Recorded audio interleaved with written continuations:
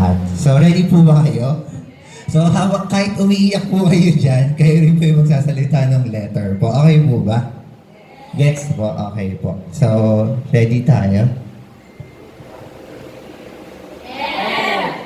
Mama, inay, nanay, ma, iba't ibang tawag sa ilaw ng tahanan.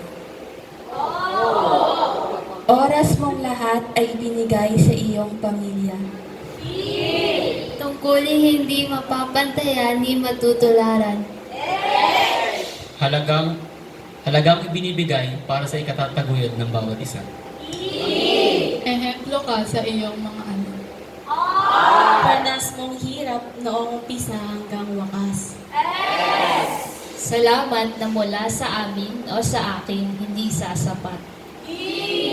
Nalangin namin sa Panginoon, ikaw ay palakasin.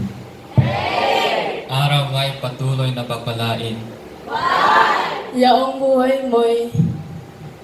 buhay mo'y itinuring kaligayahan.